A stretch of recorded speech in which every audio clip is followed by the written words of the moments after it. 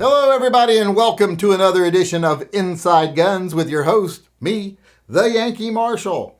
You know what? Today, I don't want to talk about Kyle Rittenhouse. By the time this airs, let's hope that he's been found not guilty, that the verdict has come back and it's the only one that makes sense, which would be not guilty. Let's hope that, but let's not talk about it tonight. Today, I want to talk about guns. Surprisingly, I'm going to stick this whole chat to guns today. And the first thing I want to talk about is 10 millimeter and how it seems like 10 millimeter is becoming the new 9 millimeter. You know, I think it's moving more into popularity. It's becoming the popular caliber. In the past, I have said 10 millimeter is not a good choice for carry, but it's never been about the round. It's been about the guns that were available in 10 millimeter. Just wasn't a whole lot. You know, you had the full-size Glock, you had that 29 Glock that was kind of an in-between size, and you had like an EAA Witness that most people have never even seen, or you had some variation of a 1911. Just not a lot of options in 10 millimeter. Well, lately, there's been more options.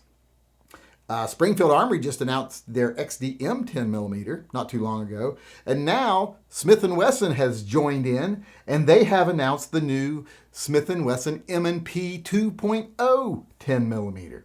Now this gun comes with either a 4.6 inch barrel or you can get it in a 4-inch barrel. And whichever barrel length you choose, they are both cut for a red dot sight, and they come with what used to be referred to commonly as suppressor height sights, which I now think should probably be called RMR or red dot height sights. And both models are 15 plus 1 10 millimeter. That's quite a few rounds of 10 millimeter. That's quite a potent carry gun right there.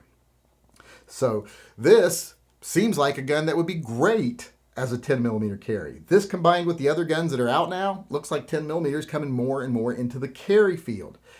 And I welcome that. Like I said, I have lamented the lack of options in the past. Now, normally I would say I prefer Glock over M&P. Everyone knows I'm not the biggest M&P fan. But since the 10 millimeter in the Glock, like I said, comes in either the full size or that odd size, which I don't care for either one of them really, they don't feel perfect to me. I'm thinking this Smith & Wesson is going to shine. Like I said, I don't normally like Smith & Wesson or especially not Springfield Armory over Glock. But in this case, I think both these guns might be better because of the weirdness of the Glock variations or full size of the Glock variation. The M&P is not something I usually like because of the looks for one reason. That's one of the things I don't like about the M&Ps. It just, there's too many scallops and lines and indentations and blah, blah, blah, blah, blah. It just looks like someone tried way too hard with this gun. It's made up like a $3 whore. And it's just something I don't like. I don't like the way it presents. Also, another thing I don't like about it is, you know how Glock gets the pig nose? Well, Smith & Wesson gets the slack jaw. Because of the way it's designed, especially when you have a longer barrel, the thing looks slack jawed. The dust cover looks like it's sagging down like it's all slack jawed. Don't like that look at all. But beyond the looks, they function perfectly. M&Ps are great guns. I will admit that they are probably in every way a slightly better gun than a Glock. I just usually prefer Glock. But in this case, I think Smith & Wesson might run away with it. And plus it gives me an option where I don't have to buy the Springfield. You know what I mean? If I wanted one. If I was like you and wanted one. Assuming you want one. But I just think this is a really nice new gun.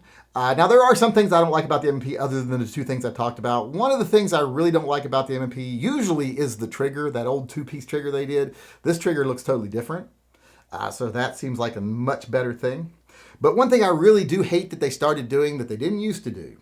Used to be most of the guns didn't have a safety, so there was no cutout for the safety. Now, most of the guns still don't have a safety, but they have that weird little chunked piece stuck back in there where a safety would go.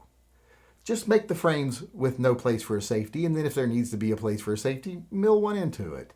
Don't put the little funky cutout thing in there. It looks really bad. I can't get past it. Can't stand it. I would probably buy a Springfield 10 millimeter over the M&P simply because of that. So someone in your design department, do something about that. That's just ridiculous. But otherwise, if you don't get bothered by little things like that, if you don't have OCD, you might love this new M&P.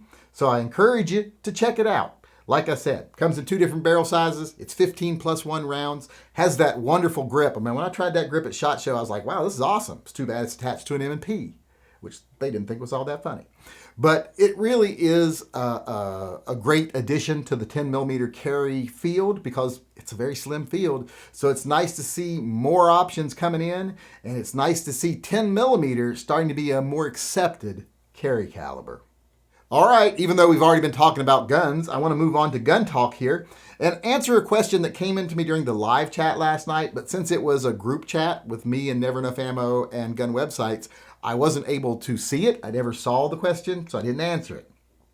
The question was, what does the L on Beretta L models stand for? When you have a 92 model and it's an L, what does that mean? Because someone was trying to buy a guide rod and it said it does not work with L models. Well, it's pretty simple what the L means. The L is for an Italian word, be it, I think it's Luego or Luigi or Luigi or something like that.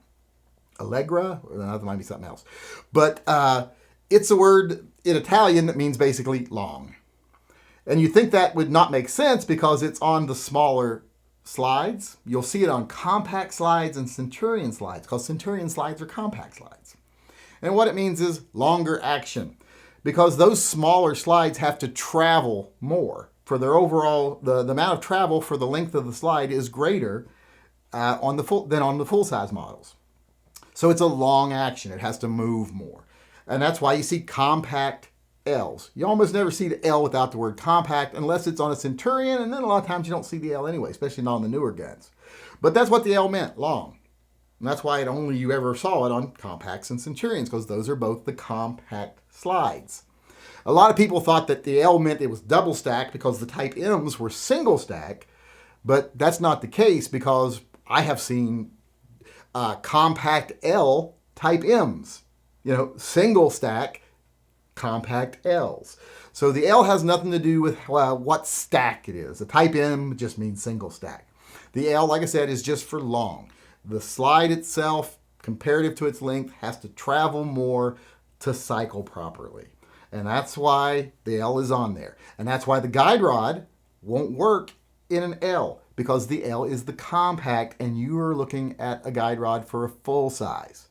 If you look at a compact guide rod for Beretta, it'll fit the L models.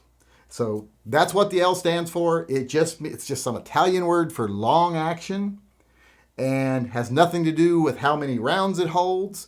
It's just got to do with how long the slide is and how much it moves when it cycles.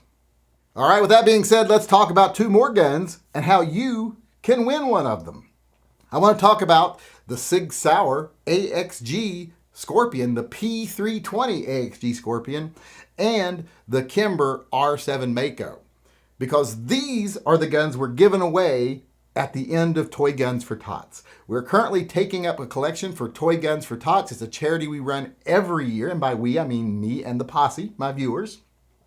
We gather money, we go out, we buy tons of toy guns at the Christmas season to give out to kids in need. And they get distributed all over the country because of the network that I work with. So it's something we're doing for kids everywhere. Because a lot of these agencies that deal with in-need kids who don't have someone else providing them toys, they won't buy toy guns. And they get lots of requests for Nerf guns, laser tag guns, etc., but they won't buy them because they're like, oh, we'll turn off donators if we do. So I'm like, well, what if I buy them? Will you distribute them? Most of them will. There's a couple that won't, but we don't deal with them. The couple of the biggest ones, actually, they won't distribute toy guns. They'll turn them in for store credit, but we don't deal with them. We deal with an agency that does distribute them. So we go out, we purchase tons of toy guns. Last year we filled a cargo van from top to bottom. This year I think we're going to do even more because, like I said, as of today, we have matched what we raised last year total, and we still got like 10 more days to fundraise here.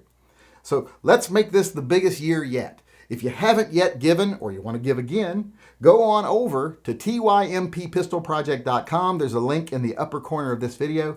Donate to Toy Guns for Tots. For every $10 you donate, you'll get 1 entry into a drawing that I'm going to do at the end of the fundraiser. I'm going to choose 3 winners. 2 of them are going to win guns. The first place winner is going to win the P320. Unless, of course, they wanted the Mako. First place will get their choice. Second place will get whichever gun the first place person doesn't choose. And in third place, we'll get a silver bullet in the caliber of your choice.